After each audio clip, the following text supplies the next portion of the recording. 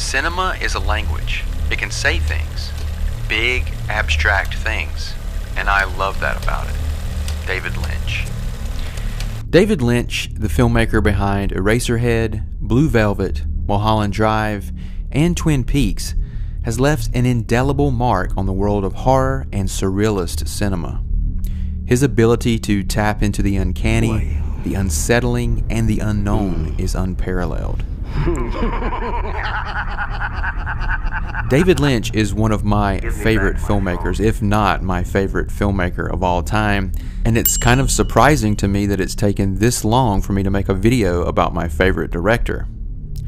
But what exactly makes Lynch's approach to horror so distinct? What is it about his style that can unnerve us so deeply? We'll break down one of the most terrifying scenes ever captured on film at the end of this video. But first, let's take a deep dive into every aspect of David Lynch's work and what makes it so unique and sometimes often terrifying, starting with how he comes up with his ideas. A little bit of a script right there. It's just the skeleton. Ideas are like fish. If you want to catch little fish, you can stay in the shallow water. But if you want to catch the big fish, you've got to go deeper, down deep. The fish are more powerful and more pure. David Lynch. For Lynch, the process of creating horror or any type of film starts with his ideas.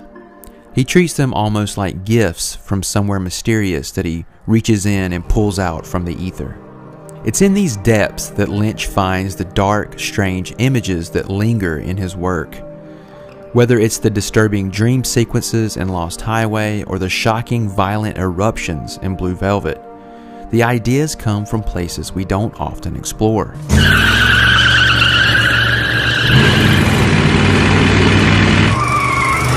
Raymond?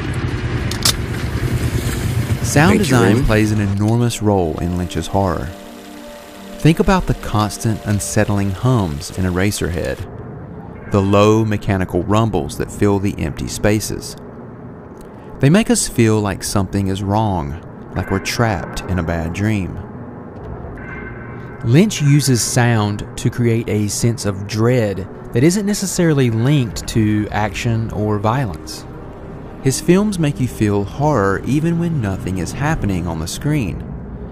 It's in the tone and the texture of the world he creates. Lynch doesn't believe in explaining everything. He prefers mystery, leaving things unanswered. This refusal to spell things out is key to his horror. When we're uncertain, our minds start to fill in the gaps, and the unknown is always more terrifying than the known. There's comfort when you start talking about explanations. The uncertainty, this feeling of what is going on here, is central to Lynch's horror. His films ask more questions than they answer, and that ambiguity sticks with you long after the credits roll. Many of Lynch's most unsettling moments come not from monsters or supernatural forces, but from the mundane, everyday world. Think of Blue Velvet. The bright suburban landscapes, the white picket fences, and perfectly manicured lawns, all of it hides something darker underneath. It's this juxtaposition that creates true terror in Lynch's films. He makes us question the things we see every day. How do we know what's real? How do we know what's hiding just beneath the surface? For Lynch, dreams are crucial. His films often work according to a strange, dreamlike logic that doesn't always make sense in a traditional narrative way. This disorientation makes us feel uncomfortable. We're used to certain rules in storytelling, and when those rules are broken, it throws us off balance. I don't remember my dreams too much.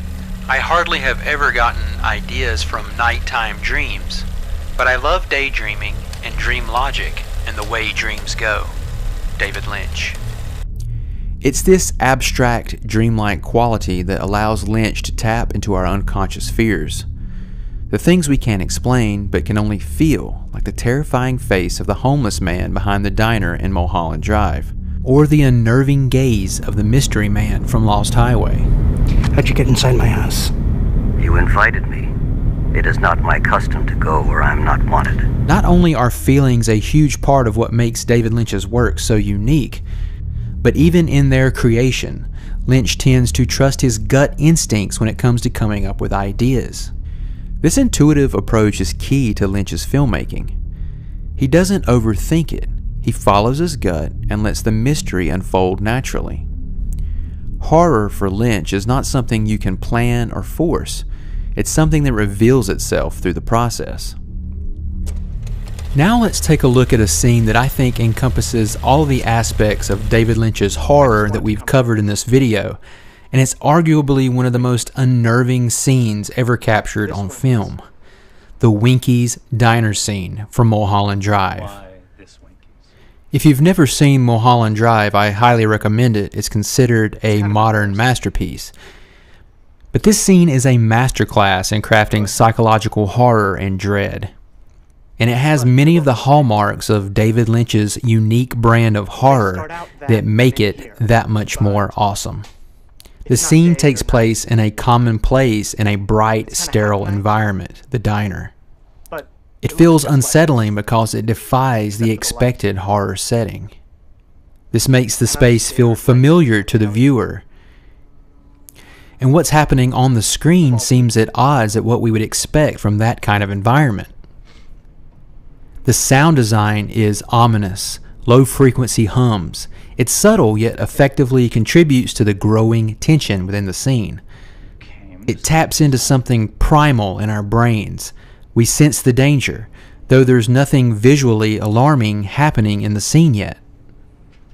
The most unnerving thing about this scene is the character's behavior and the acting from the two actors here. The character played by Patrick Fischler is haunted by a dream he had about the diner and a monstrous figure that he saw in that dream hiding behind it. His fear is almost palpable through the screen. It puts the viewer on edge, and the calmness of his friend sitting across from him contrasts sharply with his mounting terror. This contrast heightens the tension. The surrealness of it all pulls us into his psyche, making us share in his fear. He's the one who's doing it. We've all from time to time had dreams that put us in a weird state of mind, and Lynch is tapping into that. The viewer can relate to what's going on the screen. The unnatural dialogue delivery, which is kind of a staple of Lynch's work, also helps create that surreal edge to everything as well. The dialogue feels stilted and off-kilter. There's weird pauses and slightly robotic delivery. It amounts to dialogue that feels out of sync to what we feel is normal. Taking a page from Hitchcock's book, Lynch lets us know right up front the information that helps build the tension. The character has had an awful dream about this place, and he's here to see if the man in his dream is really behind the diner. So the entire scene, we're awaiting that build-up, that release of tension to see if this creature really is hiding behind this diner. The coolest thing about this scene, in my opinion, is how Lynch says so much with the character's eye movement as he looks around the diner, and without even saying a word, you can tell that the character is reliving exact moments from his dream. It's playing out just like it did in his dream right before his very eyes. And it's such a masterclass in showing and not telling. The final slow tracking shot at the end is the build-up to the big reveal. And then as the character's horror is realized, it takes his life. The Winky's diner scene has the power to haunt viewers long after it's over because it preys on deep-seated fears of the unknown, the dreamlike, and the terrifying possibilities of our subconscious mind. In this short, deceptively simple scene, Lynch achieves a lasting impact that defies traditional horror and cements itself as a psychologically harrowing experience.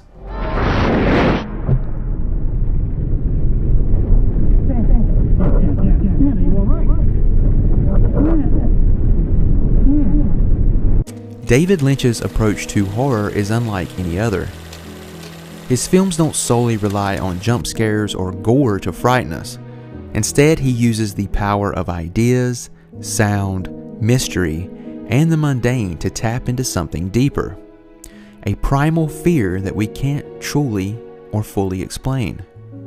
David Lynch's approach to filmmaking and creating horror is so unique that film lovers around the world now refer to anything that is somewhat similar to his work as being Lynchian. Watching David Lynch's work truly is like waking from a dream. Oftentimes when I'm dreaming, sometimes even the most mundane things in my dreams can come off as seeming weird or creepy, even if nothing really nightmarish is happening in the dream. A subtle look, a feeling, all of these things combine to just give you that unnerving feeling that you can't quite put your finger on. And somehow David Lynch has tapped into that feeling in a masterful way. In the end, the horror in Lynch's films is not about monsters or ghosts. It's about the unknown, the unexplained, and the deeply unsettling feeling that there's something wrong just beneath the surface. Like I said, David Lynch is one of my favorite filmmakers, and I'm surprised it's taken me this long to make a video dedicated to him, but here we are. If you want to dive even further into the world of mastering horror filmmaking, I have a video just for you. You can check it out right here. Big thanks to our channel members who support us on a monthly basis. I truly appreciate your support. I am Ryan, this is Camp Films, and I will see you on the next video. Bye-bye.